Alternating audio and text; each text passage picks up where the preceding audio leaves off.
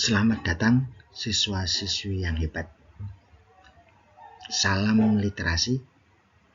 Hari ini kita akan mulai menjelajahi salah satu topik yang sangat menarik dalam ilmu pengetahuan alam, yaitu gerak dan gaya. Coba bayangkan, kalian sedang bermain bola di lapangan. Apa yang membuat bola bisa bergerak? Atau saat kalian mendorong sebuah meja, apa yang membuat meja itu berpindah tempat? Nah, disinilah gerak dan gaya berperan penting. Gerak adalah perubahan posisi suatu benda dari satu tempat lain dalam waktu tertentu. Sementara gaya adalah tarikan atau dorongan yang dapat mempengaruhi benda, membuatnya bergerak, berhenti, atau bahkan berubah bentuk. Nah, hari ini kita akan mengupas beberapa materi terkait gerak dan gaya tersebut.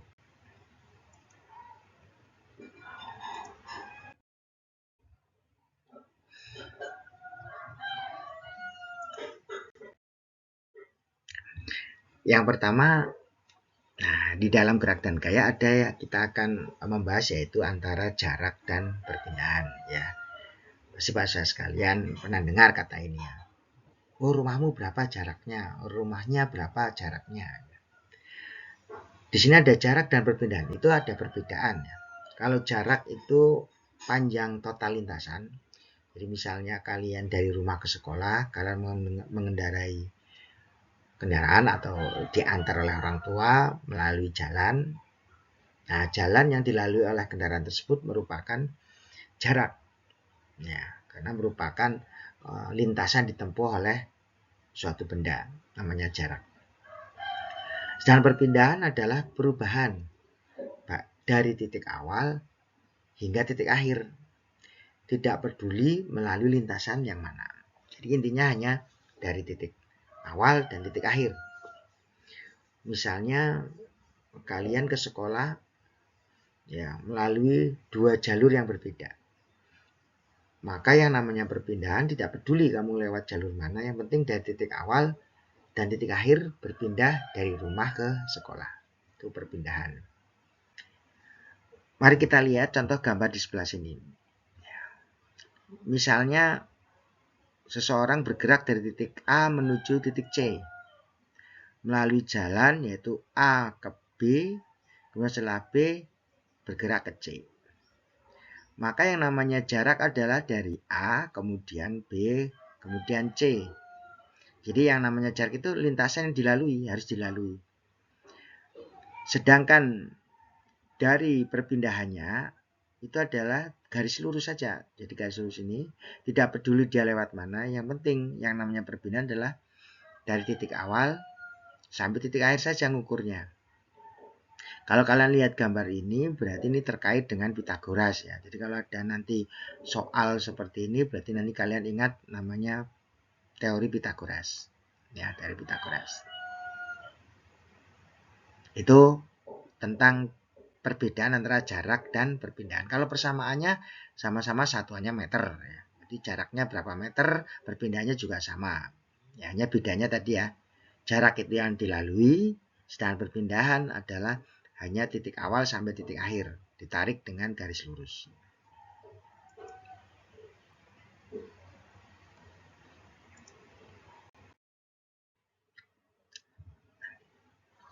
Kemudian kita juga dalam gerak dan gaya itu aja namanya titik acuan. Jadi namanya benda bergerak itu harus ada titik acuannya. Ya. Di mana titik acuan dalam gerak adalah suatu titik atau objek yang digunakan sebagai dasar ya, untuk mengamati perubahan posisi. Karena namanya benda bergerak itu karena perubahan posisi. Nah, perubahan posisinya itu bagaimana? Ya tergantung siapa titik acuannya. Ya. Titik acuannya. Misalnya ini ada siswa namanya Nadia sedang berada dalam mobil yang melintasi seseorang pengamat yang sedang berada di tepi jalan. Jadi dia naik kendaraan, kemudian melewati seorang pengamat.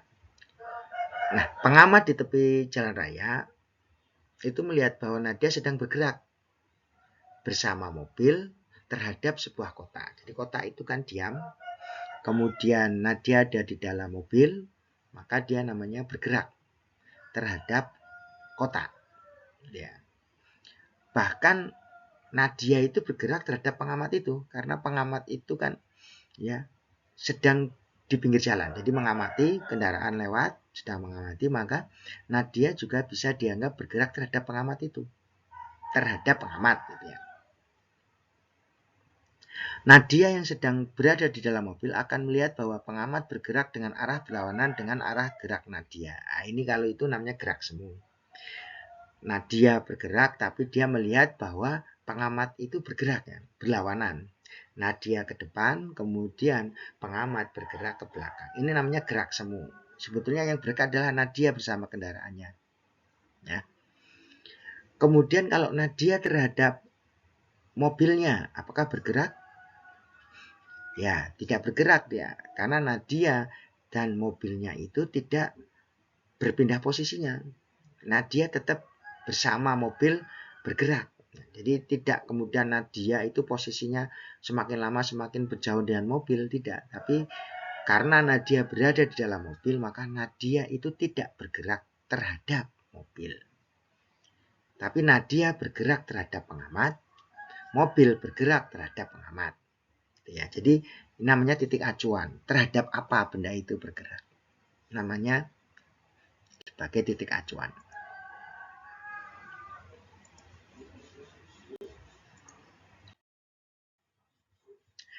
Kemudian dalam gerak dan gaya juga ada namanya kelajuan benda. Bagaimana menghitung kelajuan benda?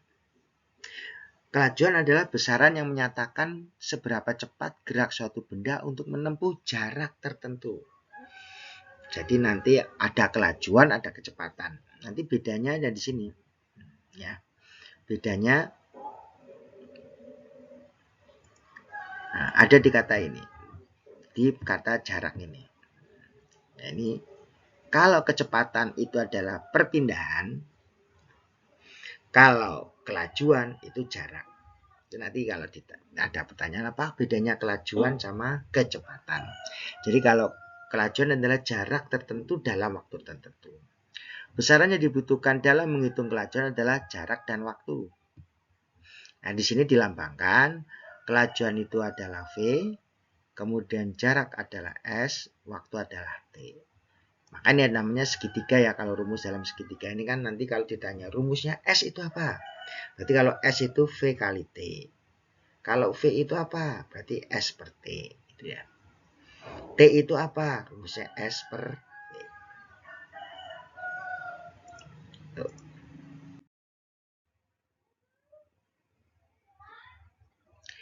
Contoh soal. Ini ada contoh soal ya.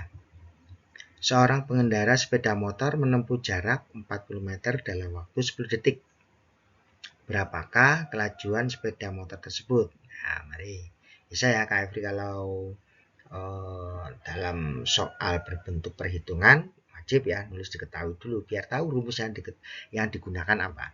Ini diketahui adalah jarak itu besarannya S sama dengan 40 meter ya, ini 40 meter. Kemudian waktu T itu ya 10 sekon atau 10 detik. Ini nulisnya boleh S sekon, boleh detik. Ditanya adalah kelajuannya V. Ya. Jawab sesuai rumus yang ada sebelum slide ini tadi, bahwa kalau kita mencari V itu rumusnya S per T. Ya, S per T. Maka rumusnya kita masukkan S-nya 40 meter per 10 sekon. 40 bagi 10 sama dengan 4. Ya, maka kelajuan motor ini yaitu 4 meter per sekon. Ya, itu contoh soalnya.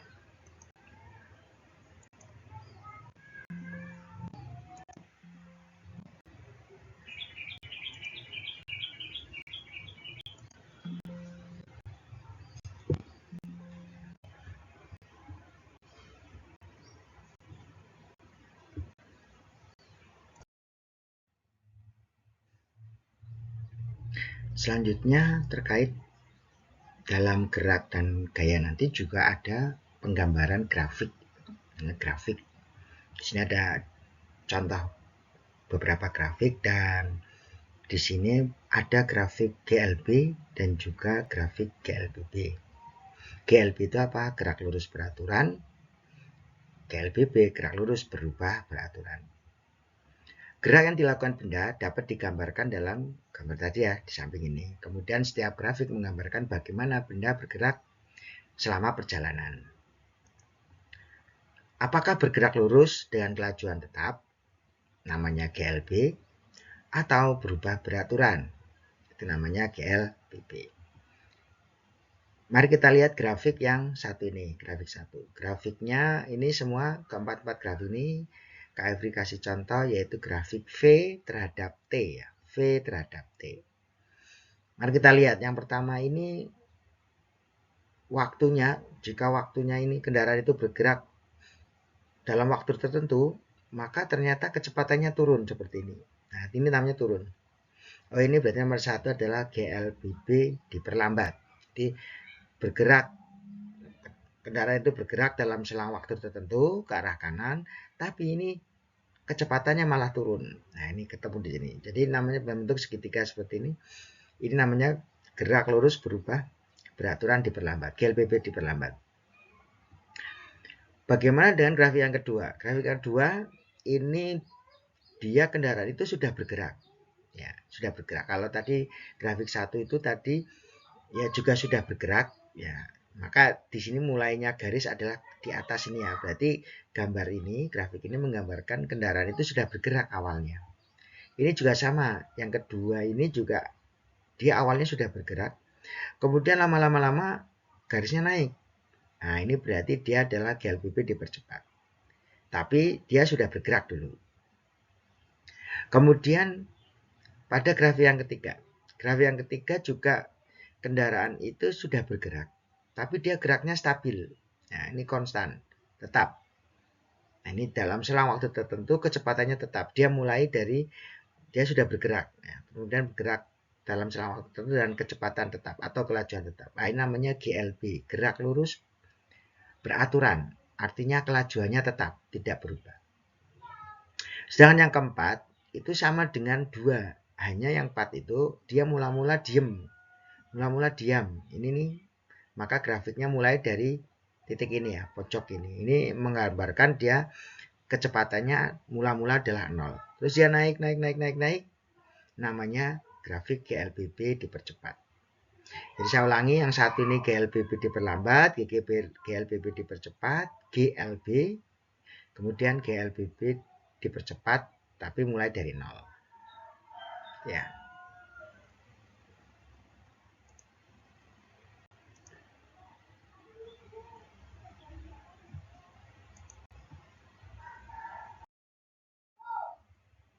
Mari kita lihat contoh soalnya. Ini ada grafik, ini campurannya, ada grafik. Kalau kalian lihat, ini misalnya ada contoh, bagaimana gerak benda selama B sampai C.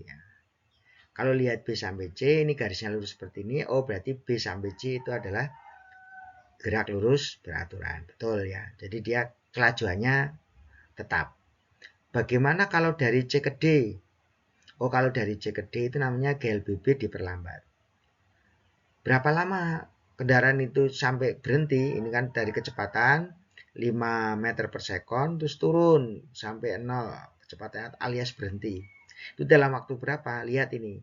Dia mulai ngerem, misalnya ini mau berhenti kan mengerem itu pada detik ke-15 sampai detik ke-17. Oh, berarti kendaraan ini membutuhkan waktu dari mulai mengerem sampai berhenti adalah 2 detik ya. 17 kurangi 15, berarti 2 detik.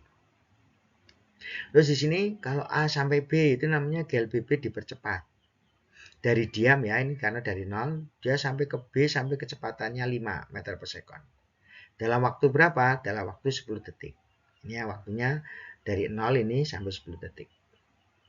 Kemudian bagaimana, pertanyaannya misalnya berapa lama kendaraan ini bergerak lurus beraturan konstan? Nah, ini dari 10 sampai 15, detik ke 10 sampai detik ke 15, alias dia dalam waktu 5 detik kendaraan itu kecepatannya konstan.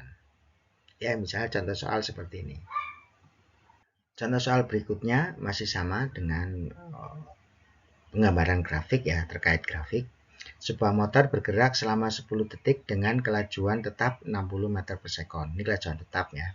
Tentukan jarak dan gambar grafiknya. Baik, diketahui T waktu 10 sekon, 10 detik boleh. V atau kelajuan 60 meter per sekon. Ditanyakan adalah jaraknya S. Ya. Jawab, rumusnya S adalah V kali T. Ini V kali T. Maka kita masukkan V-nya adalah 60, dikali T-nya adalah 10. 60 kali 10 sama dengan 600. Jarak satuannya meter. 600 meter. Dan ini satuannya udah sesuai ya. Yang 1 sekon, yang 1 meter per sekon. Tidak perlu kita ubah-ubah. Ya, kecuali kalau di sini menit, ini harus dirubah menjadi detik biar sama-sama, karena ini meter per sekon, waktunya juga harus detik atau sekon. Kemudian bagaimana gambar grafiknya? Gambar grafiknya seperti ini. Kita siapkan grafik V terhadap T. V ini tulisi meter per sekon, T-nya di sini yang garis horizontal adalah T dalam kurung S sekon. Kemudian kita kasih T-nya di 10 karena di sini ditulis selama 10 detik. Kemudian di sini tulis 60 karena dia kelajuannya 60, dia naik ke atas. Nah, ini bahwa grafiknya ini kenapa bentuknya seperti ini, kan tadi kelajuannya tetap. Jadi ini setiap saat sampai 10 detik itu kecepatannya konstan. Ya, selama 10 detik. Jadi ini konstan. Ini garis lurus dan sampai sini kita kasih garis putus-putus seperti ini. Ini gambarnya ya, model gambar. Berarti ini adalah gerak lurus beraturan dengan kecepatan konstan.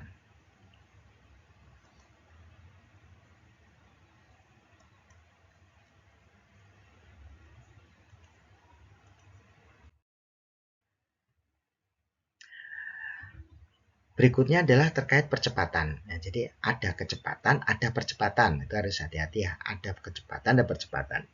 Apa itu percepatan?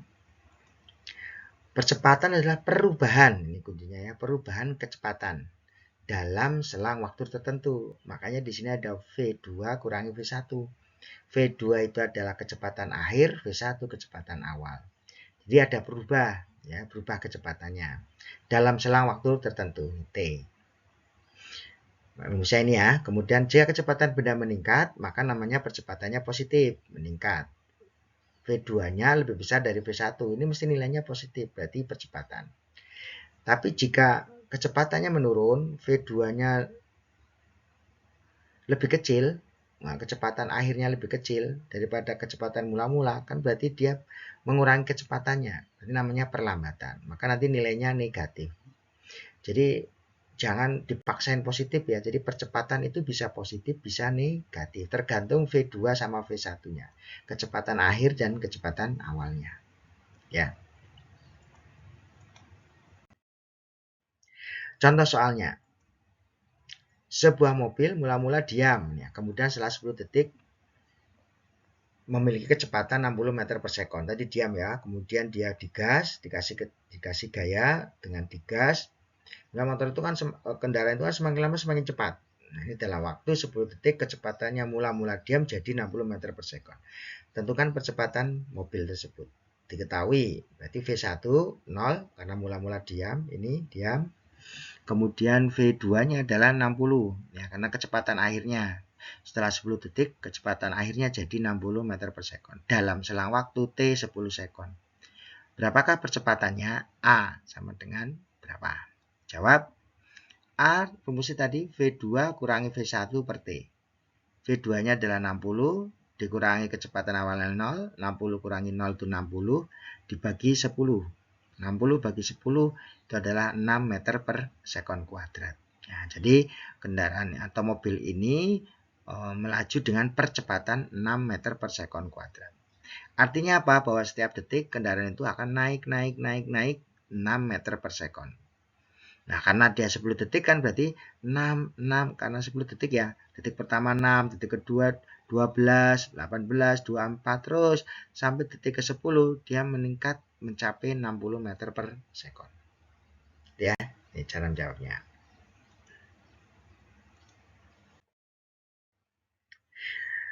Masuk ke gaya sekarang. Ya, salah satu gaya yaitu ada namanya hukum Newton. Ini yang berbicara tentang gaya. Newton itu ilmuwan ya, Sir Isaac Newton ini ilmuwan luar biasa, banyak fenomena yang dia temukan.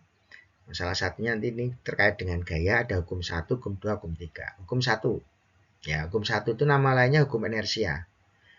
Hukum mempertahankan posisinya, mempertahankan keadaannya, mempertahankan keadaannya. Diam atau bergerak lurus beraturan jika tidak ada gaya luar yang bekerja padanya. Contoh, ini ya. Ini kalau dalam persoalan biasanya dia akan penumpang ya, tentang penumpang. Ini dalam soal itu sering muncul ini. Penumpang di bus terdorong ke depan saat bus direm mendadak, gitu ya. Jadi kalau kalian naik motor atau naik bis atau naik mobil, sedang asik-asik berbincang ngobrol, bisnya ngerem, maka pasti tubuhmu akan terdorong ke depan, mendadak akan direm mendadak, kemudian akan terdorong ke depan, itu ya pasti. Kemudian sebaliknya, saat motor itu, kendaraan itu berhenti di lampu merah, saat berhenti terus tiba-tiba digas mendadak, maka penumpang itu seolah-olah kayak terdorong ke belakang, ya. Kemudian ada juga fenomena koin di atas kain, kemudian kalian tarik dengan sangat cepat, maka koin itu akan tetap berada di atas kain tersebut. Kemudian bola di atas permukaan es, karena dia es itu licin, tidak ada gaya geseknya, berarti dia di sini tidak ada gaya luar yang bekerja padanya, artinya dia bergerak terus dengan kecepatan konstan. Itu namanya hukum 1 Newton. Ini contoh-contoh penerapannya. Konsepnya dia akan mempertahankan keadaannya. Kalau diam tetap diam, kalau bergerak lurus dia akan tetap bergerak lurus beraturan. Itu hukum 1 Newton.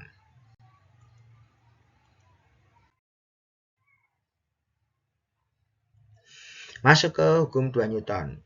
Newton menemukan fenomena bahwa percepatan tadi, kalau tadi percepatan menggunakan rumus ya, kalau ini kecepatan terkait dengan gaya.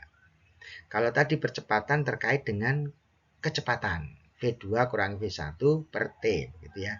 Tapi kalau percepatannya hukum 2 Newton, ya, hukum 2 Newton ini namanya hukum 2 itu disebut hukum percepatan.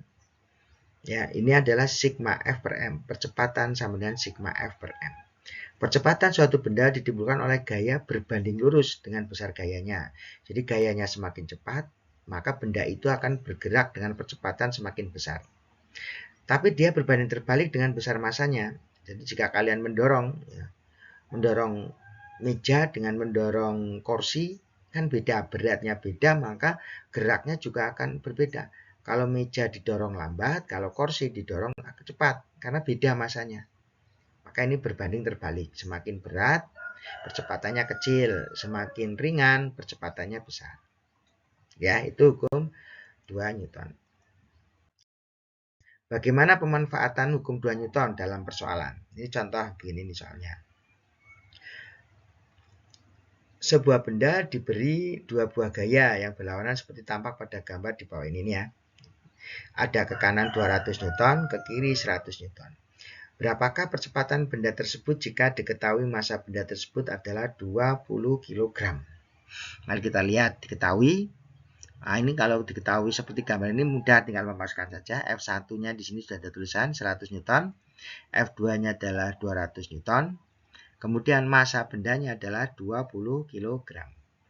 Ditanya percepatan. Hati-hati ya, karena di sini FFM, maka percepatannya jangan menggunakan rumus tadi, rumus yang kecepatan akhir kurang kecepatan awal. Bukan, karena ini terkait gaya. Maka rumusnya adalah sigma F per M. Rumusnya ini ya, siapakah sigma F? Sigma F itu adalah jumlah gaya-gaya yang ada. Jumlah-jumlah gaya yang ada, karena lebih dari satu, maka mereka harus dijumlah. Ya, terus dibagi M. Nah, penjumlahannya itu ada syaratnya. Ya, penjumlahan itu ada syaratnya. Jika dia gayanya ke kiri, maka di sini tulis min 100. Maaf ya, ini 100, tapi ke kiri. Maka min 100, seperti pada matematika ya. Kalau negatif itu ke arah kiri, kalau positif ke arah kanan.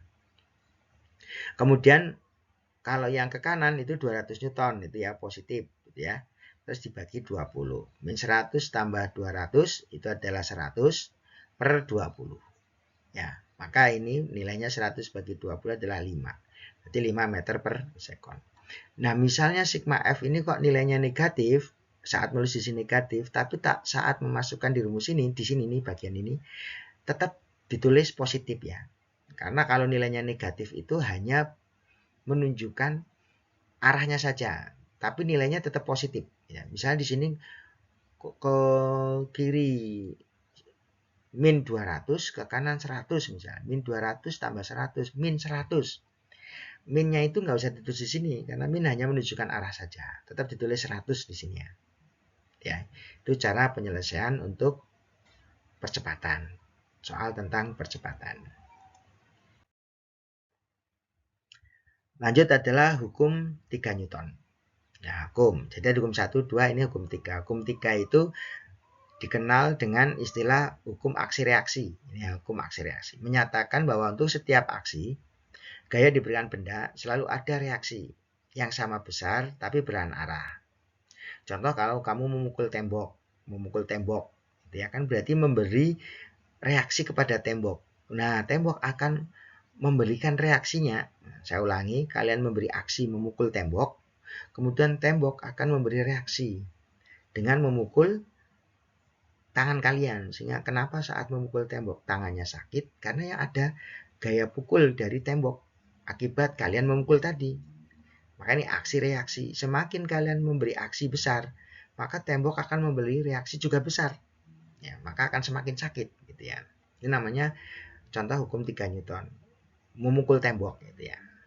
Contoh lain adalah saat mendayung ya. Coba perhatikan kamu misalnya seorang atlet mendayung kan dayungnya ke belakang.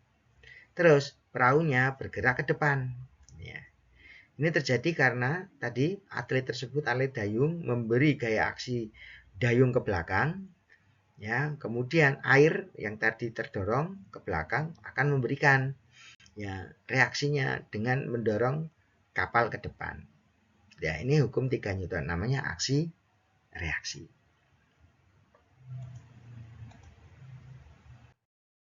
Nah, demikian ya. Jadi beberapa topik yang ada di dalam gerak dan gaya dalam mata pelajaran IPA SMP ya. Semoga ada manfaatnya untuk belajar kalian dan semoga sukses. Selamat belajar selalu. Salam literasi dan terima kasih.